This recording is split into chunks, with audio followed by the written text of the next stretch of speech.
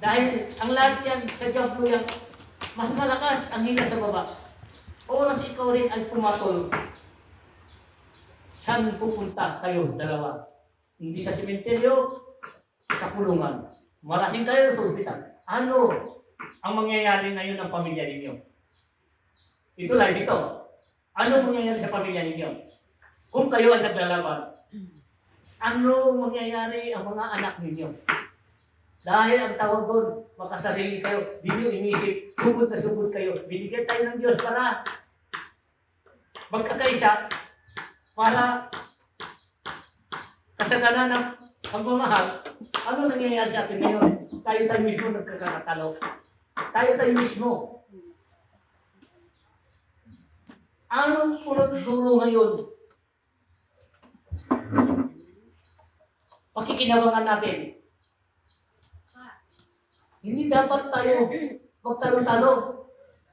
Sayang binigay sa atin ng Diyos. At nandito tayo sa lupa, masarap mabuhay sa mundo ay may katawan. Yung sabi nila magtalo-talo sila, magpapatayan sila. Ang tanong doon, saan ba sila pupunta? Saan sila patutungo? Yan ba? Alam nila? Kung paano yung naiwan nila, mga pamilya nila. Isipin muna bago magkakatatalo. Pilipino tayo. Dapat magkakasa tayo. Ang nakasala ay nakasala. Dahil, ang sabi ng Ama, huwag kayong maging sugapa sa mga bagay samahan. Isipin niyo muna, bago kayo sumama, isipin niyo ang pamilya ninyo. Ang maiiwan ninyo. Kawawa ang mga bata. Tama ba? Hindi. Ang kapayapaan, ang siyang saganahan, ang Diyos ay nasa Kanya. Isipin niyo. Dahil ang lahat yan, pa-Diyos na lang. Dahil siya, bilang araw, siya rin ang kukuha sa atin. Dahil sa Kanya tayo, magbalik loob tayo.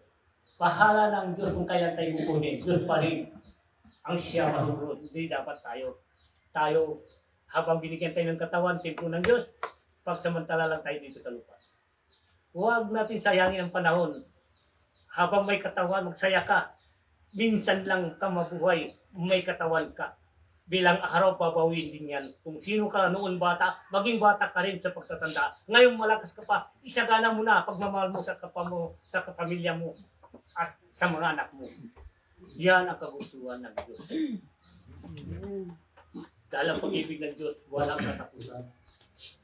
Kailangan natin matatag, matibay. Si Jesus ang kailangan natin. Hindi ang katapangan. Ang katapangan, darating tayo dyan. Hintayin natin kung panahon na. Paglilitis na ng Diyos. Kung kukunin natin. Kung lilitisan niyo ng buhay, masaya tayo. Kung nalilitis tayo patay, bubuhay eh. Dahil ang sabi ng Diyos, may panahon para sa inyo. Huwag mong sayangin ang buhay niyo dito sa mundo. Huwag kayo basta padalos-dalos. Kung patay, padalos-dalos. Sumusunod. Isipin ninyo, may pamilya kayo. Kawawa. Bilang oras yan, hindi na magkakasundo. Ano mangyayari sa atin? Walang kami sa Diyos. Dahil ang Diyos ay pag-ibig. Kung tayo pumatol, dalaw lang pupunta natin. Kung mabubuhay pa tayo, mamamatay tayo. Dahil siya may buhay, ikaw rin may buhay. Kung naglaban kayo, hindi natin alam kung sino sa inyo mabubuhay at sino sa inyo mamamatay. Tama, hindi? Tama. Yun ang mensahe sa atin ngayon. Bakit ngayon sinabi niya? Dahil di niya, wala na lagi sa kanyang tumatawag. Dahil nila pera ang pangalawang Diyos sa lupa. Sa pangyarihan. Hindi lahat naman ng ikapangyarihan ka at matapang ka. Mayroon kang ikapangyarihan, marunong ka magkumbaga. Dahil may katakutan ka rin sa Diyos. Oras na katakot ka sa Diyos, sagana ka sa pagmamahal mo, sa pamilya mo, sa kapwa mo, sa lahat. Dahil wala kang ginawa ng masama. Amen? Amen. Dahil ito, yung araw ko dito, hindi ako nagbabasa, hindi ako, itong mga sinasabi ko, nakasulat yan sa Biblia. Kung gusto nyo, magtanong kayo, sasabihin sa iyo. Bakit tayo ay kailangan? Ang dapat natin tulungan ngayon, yung marunong tumulong. Huwag tayo basta-basta ay tutulong kung di mo masiyasat ang isang tao. Na sa inyo ang maghuhusga kung sino ba talaga yung kagustuhan niyo. Kayo ang pwede mag-desisyon na sa kanyong ng kagustuhan. Wala tayo. Hindi tayo magtatalo dyan. Basta importante, kung ano man ang katotohanan at katibayan ng gusto ninyo, ang sino iboto natin, ang sino iboto ninyo, kung bang nakakatulong, bakit di natin silang tulungan? Bakit natin di silang tulungan? Tulungan natin. Dahil iisa tayo. Tulad natin tutulong, di ka pa magtutulong din. Tulungan tayo para magkakaisa ng lahat. Ang pag-ibig ng Diyos, walang katapusan.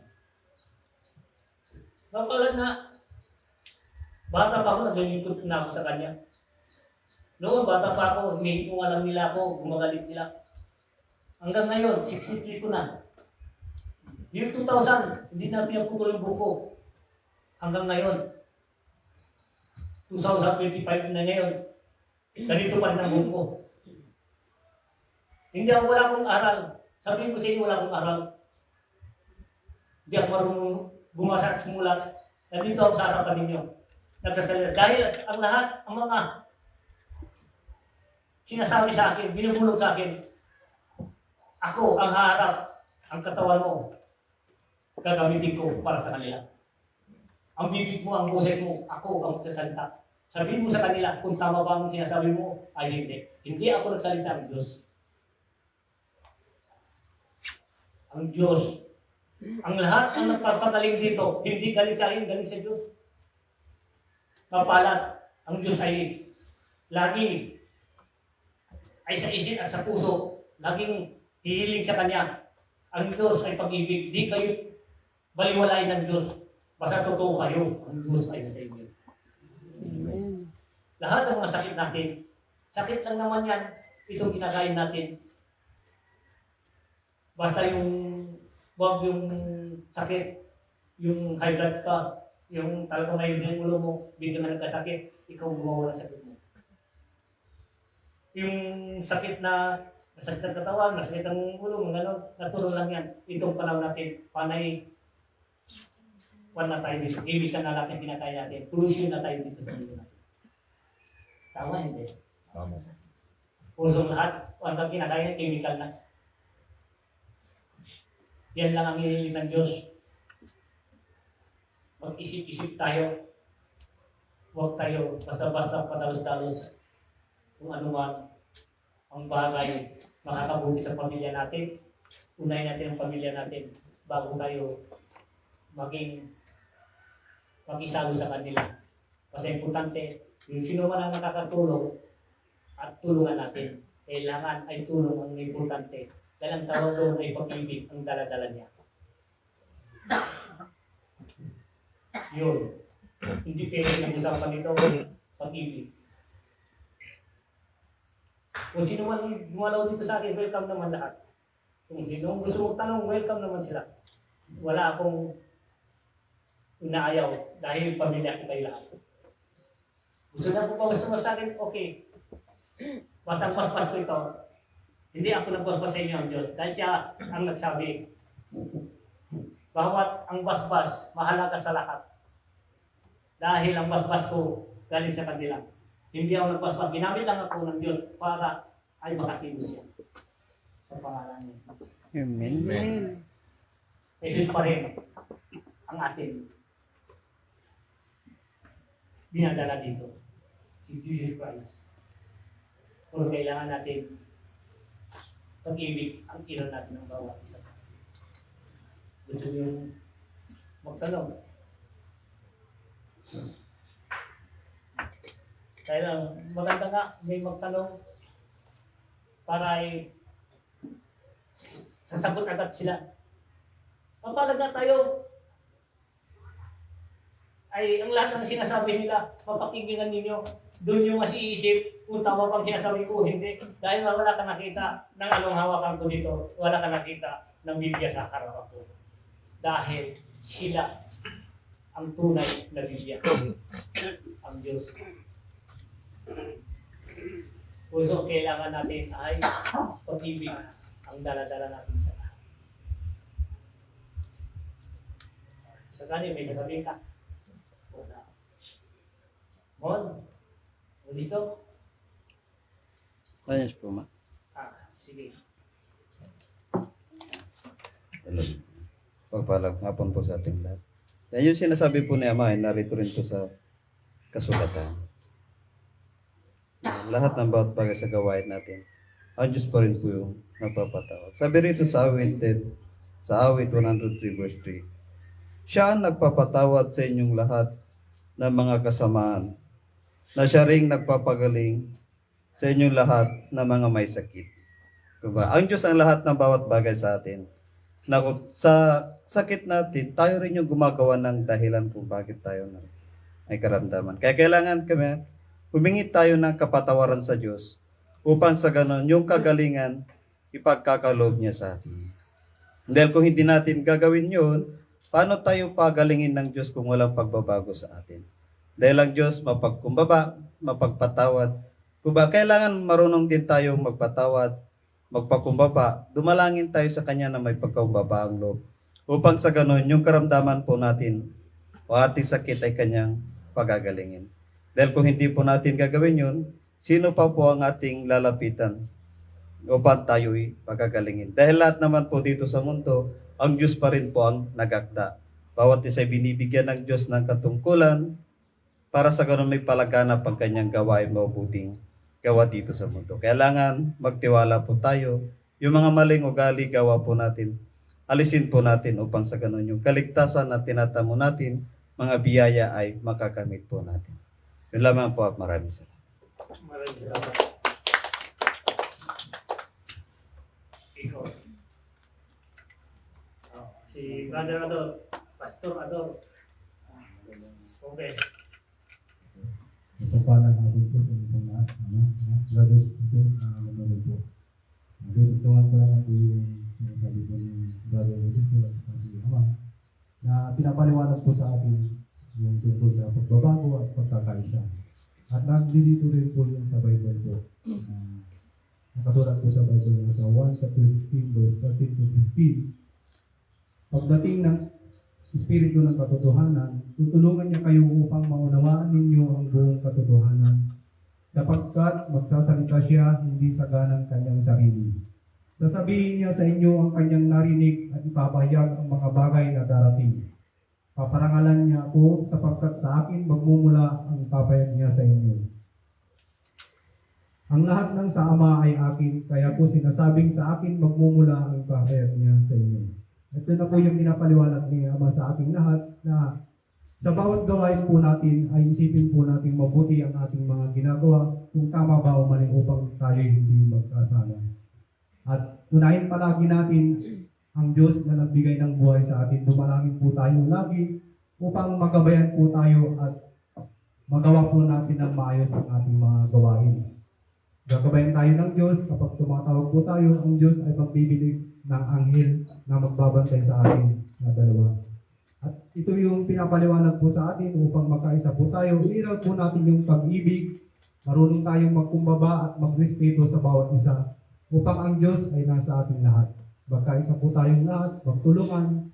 At yun po yung pinapaliwanag sa atin ng si Ama Eden na nandito po ngayon na ang kanyang pinapahayag ay mula sa langit, sa Diyos, na pinahayag po sa atin upang malaman po natin ang mga dapat po natin gawin at sundin po natin yung mga sinasabi po ni Ama Eden. At binigyan tayo ng kapasyahan, tayo rin ang gagawa ng ating kaligtasan. Kaya gawin po natin ang kabutihan, iiral po natin yung pagmamahal, magkumbaba po tayo lagi at magrespetuhan. Yun lamang po, maraming salamat po.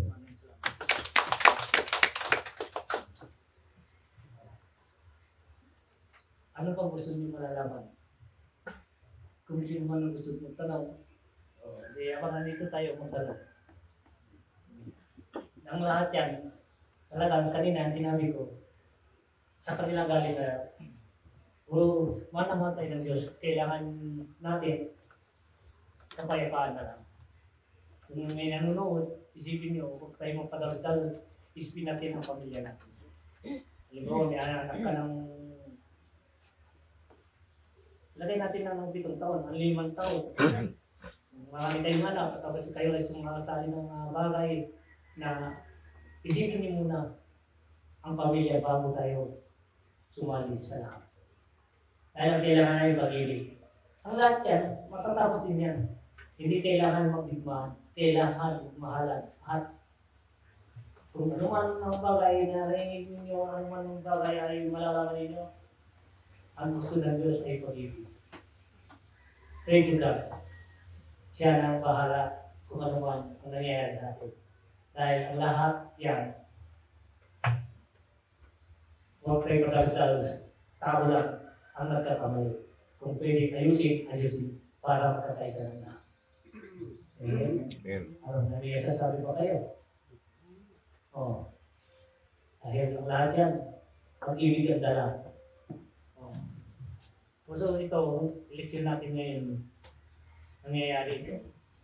Pipiliin natin kung sino man nakakatulong, sino man ang talagang sa puso nyo ay tapat talaga, doon tayo. Sa inyo ang desisyon sa lahat.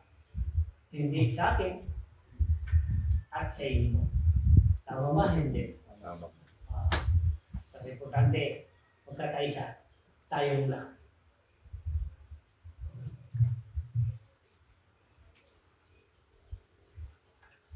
Ano ba? Ang gusto nyo, kasi maganda yung isang araw, may nagtatanong, ganda sa ngayon, siguro, hanggang doon na lang ang tanong, hanggang doon na lang ang sagot. So, wala tayong tatanungin. Pag ng bagay, hindi ko sasabihin. Kailangan galing sa puso niyo.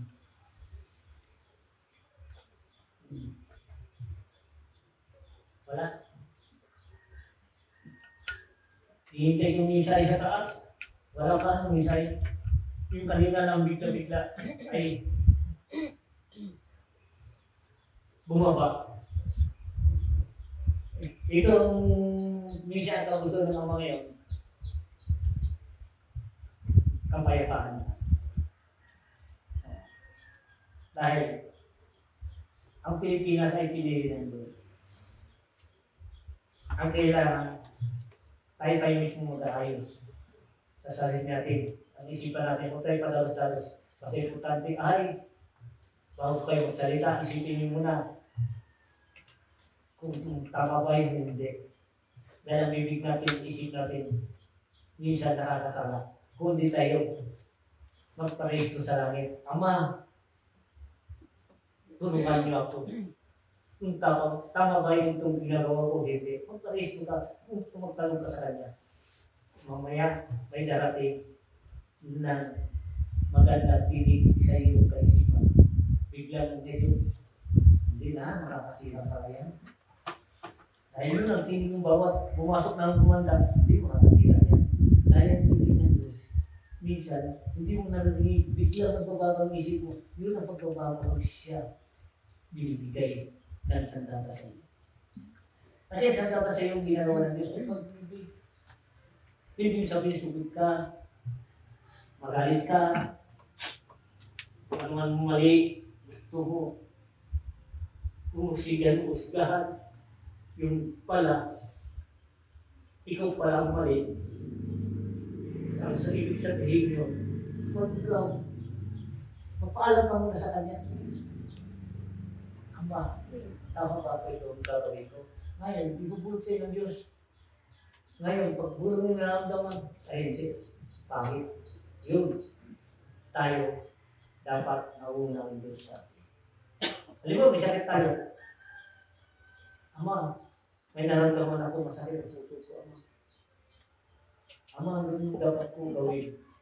Mamaya, biglang darating, basta siya ang kausap mo, may parang maramdaman mo, ay, ganito na gawin ko. Nakasayin ko kamay ko, kaya ko na yung dibdib ko.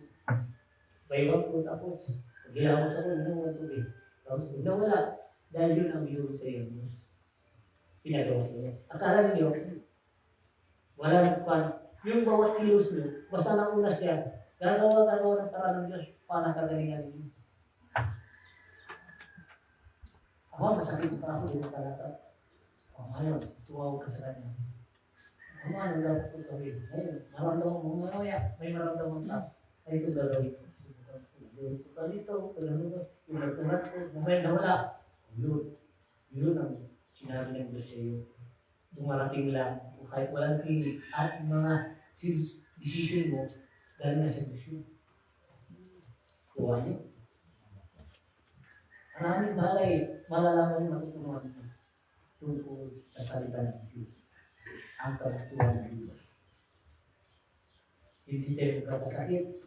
Hanggang sa kumain tayo, Ama, paspasan niyo po yung pagkain ko sa harapan ng mesa ko. Ama, makisalo na po kayo kumain. Mauna na po kayo. Akin na. Ako rin. Sabi niya, Ama, kumain ka na. Ako ay nasa iyo. Amen. Ang lahat ng pagkain niya, nawal pa sana. Kung hindi na sa inyo, walang pagkain ito. Kung hindi na sa inyo, walang katawan. Dalawa, parang salamat. Ang lahat ng beses yung binigay sa amin. Alam namin, pagsamantala lang ang lahat dito sa mundo. Binigay sa amin. Amen. Kung sa lahat ng kayamanan, ang kalusugan, Jesus pa rin kung nauna siya. Dahil ang disiplidad, walang sino. Kahit aso na yan, may nagasun sa iyo. Ang sinunod at sinabi mo sa kanya, mawawala yan. At saka nakasot tayo, dahil nakuuna siya. Walang posible sa kanya, kaya natulawin niya. Kung sa maraming bagay, hindi nyo nalalaman ngayon, nalalaman nyo. Puso, sagana na kayo sa pagmamahal ng Diyos. Ang lahat yan, ng nangyayari dito sa atin, galing sa Diablo lahat yan. Yung haway-haway galing sa Diablo. Pagbalik loob tayo sa Kanya, tumawag tayo sa Kanya, pakinggan tayo, dalanak tayo ng Diyos. Hindi tayo padalos-dalos.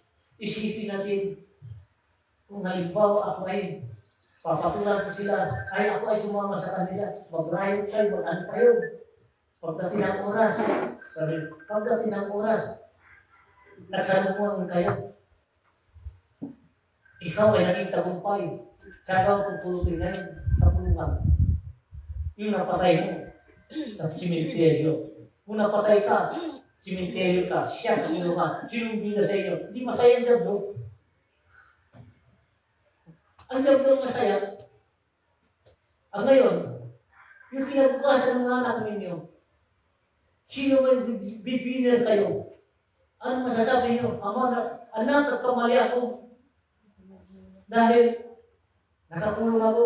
Dahil hindi mo, Ama, hindi mo sinunod ang kasayahan at kaligayahan. Bakit mo pakalap ng anak? Kung ganun pala ang mangyayari sa inyo, isipin ninyo habang tayo mapasok sa gulo, pamilya niyo, kumahal niyo, at layo na lang tayo, pamilya na lang at upagin natin lahat. Amen? Amen. Di ba? Sa palagay ko, tama ba? Sinasabi ko, hindi. Tama po. Oh. Kasi wala tayo patutungan yan.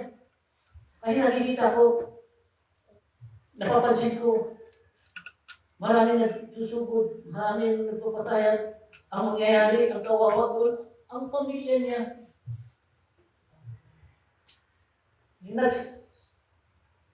Pinagsasabog sila. Sino nagputos sa kanila nagsasabog? Ang Diablo. Sabi ng Diablo, Lord pa rin daw sa kanya. Tignan niyo ang mga umihiling sa inyo. At kahit tignan niyo, pati sa akin. Natin sila sumunod dahil ang kaisipan nila, nagpapatayan na sila. Paano na yung mga anak nila ngayon? Ang mabiktima dyan ang mga bata. Puso dito tanggol ko mga bata. Gusto ko habang may mga oras pa, pagbago na tayo, huwag na tayo sumaling manuman ng bagay. Isipin natin may pamilya tayo. Kaya nila yan. Huwag na tayo makikisabay. Nakihalo. Trabaho nila na yan. Ibang trabaho mo. May pamilya ka. Dahil yun ang pag-ibig. Kasi sa atin, mayroong nakikita natin, sunod-sunuran tayo. Kahit mali na yan, sunod-sunuran tayo. Akala natin, tama ginagawa natin. Sa bandang huli, kung napahamak na ang lahat, ang kawawa dyan ang mga bata. Excuse me.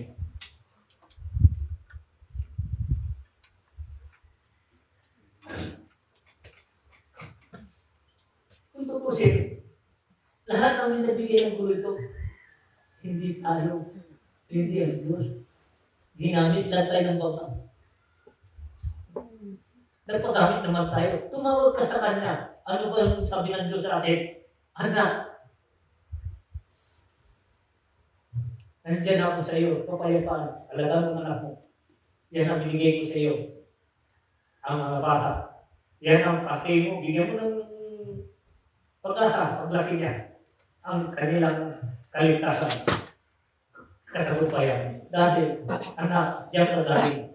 Kung makisali kayo sa gulo-gulo kayo, magulo na nga. Papaming anak mo. Gawin ninyo. Lumapit tayo sa Kanya. Hingi tayo ng advice sa Kanya. Ibubuhod sa atin ng Diyos kung anong dapat natin gawin. Amen? Dahil para nakatalo ang lalim, kung tayo ang tumawag sa Kanya, kahit anong kasalanan mo, mababago yan. Dahil sa pagbabago mo, ang Diyos ay nasa inyo. Amen. Amen. Wala masama kung tumawag tayo sa Kanya. Siya hihingi po sa atin para kaligtasan natin. Anak tayo, kulang na lang. Nagmamatyak siya. Ang Diyos nagmamatyak sa atin. Kailangan natin tumawag sa Kanya para hipuin tayo ng Diyos. Dahil ang pag-ibig ng Diyos, walang katapusan. Huwag tayo patalo sa ilalim. Huwag tayo mainit ang ulo. Hindi galing sa Diyos yan. Kahit anong dasal ninyo, anong nang pray ninyo, kung mainit ang ulo ninyo, useless. Dahil sa ilalim pa rin ang mahawak sa iyo. Huwag natin isipin lang natin may pamilya tayo. Yun lang naman ang kagustuhan nyo, ang pamilya at upagin natin, mahalin natin tulad pagmamahal sa atin ng Diyos.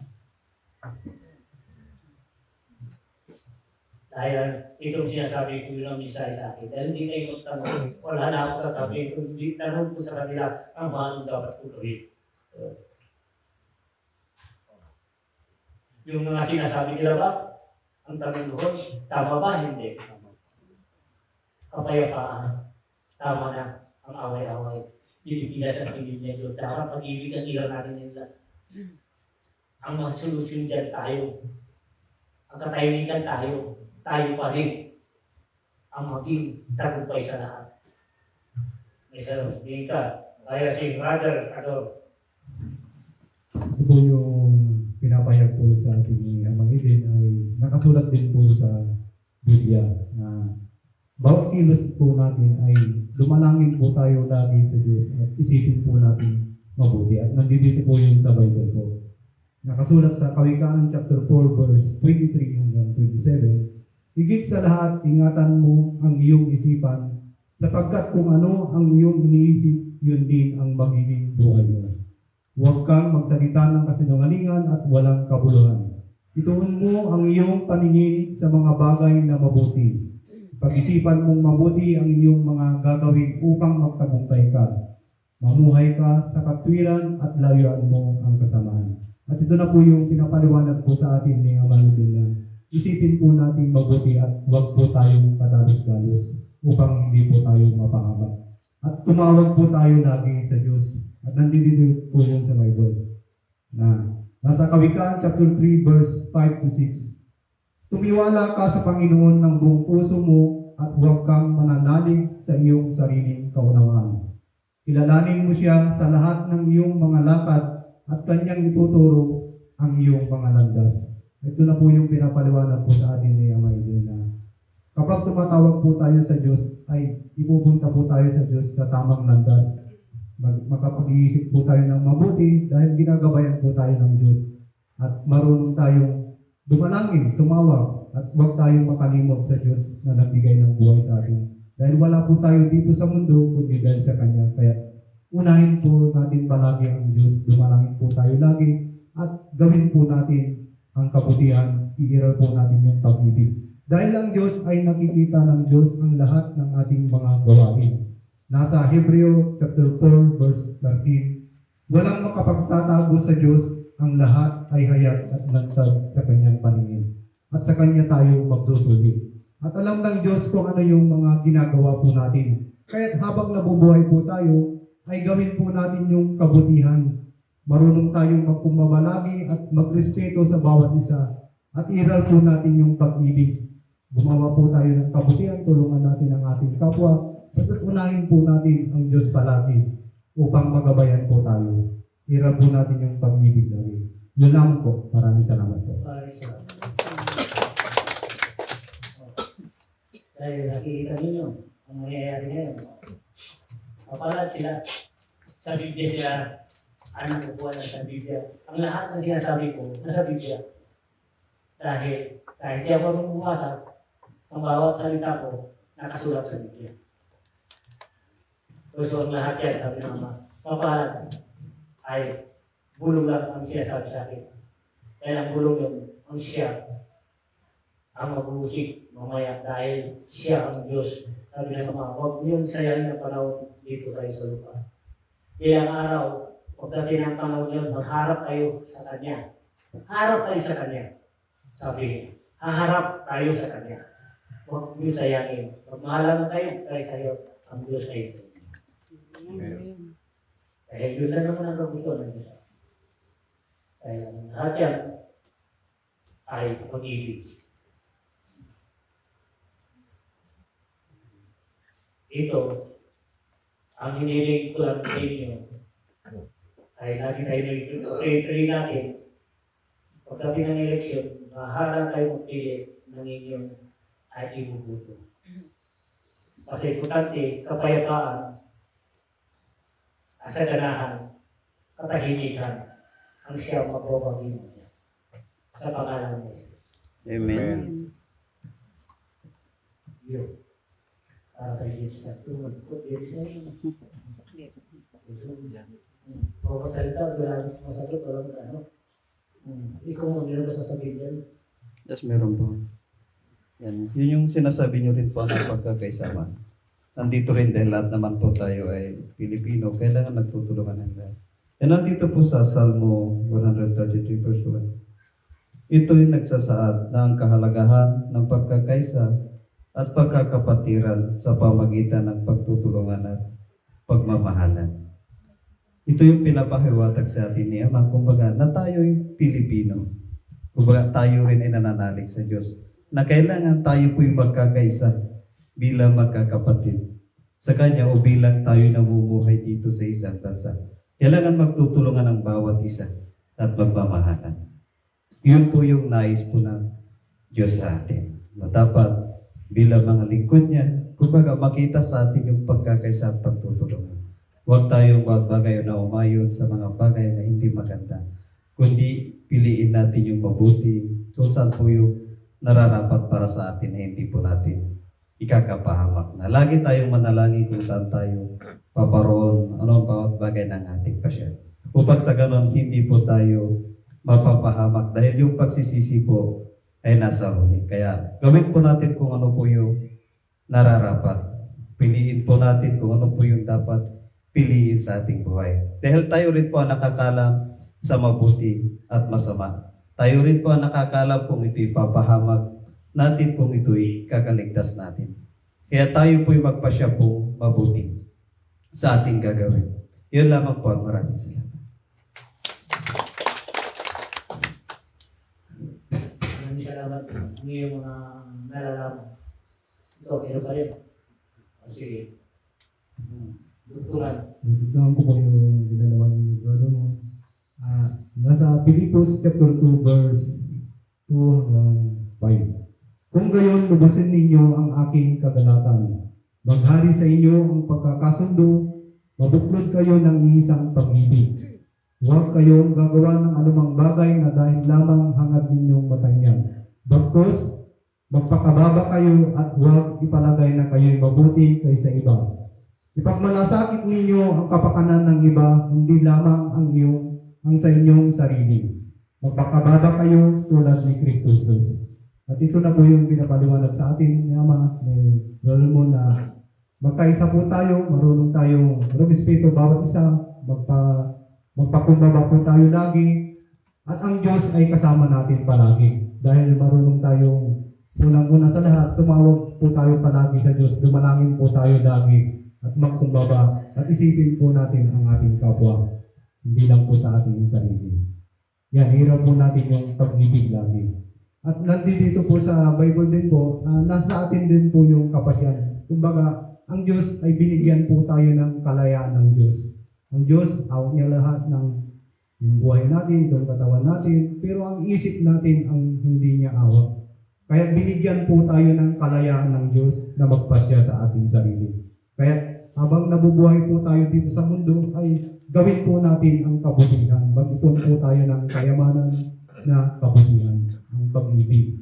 At nandito po sa Deuteronomy chapter 30 verse 15 to 16, nasa inyo ngayon ang kapasyahan, kayo ang pipili ng buhay at kasaganaan, unang kahirapan at kamatayan.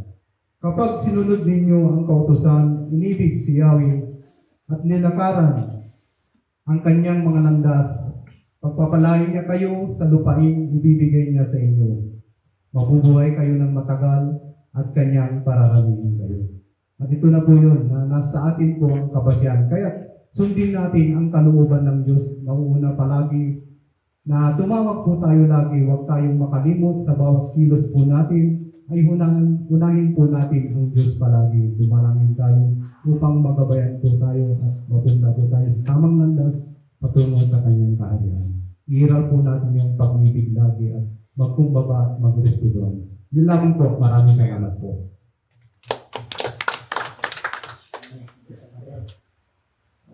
Nagpahing na tayo na.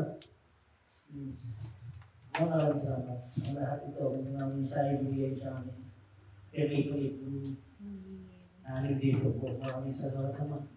Ang lahat yan. Ang puturo. Sa inyo ako kaya pa. At ngayon po. At lahat ang hihingi lang po. Pakinggan ninyo. Maraming salamat sa inyo lahat.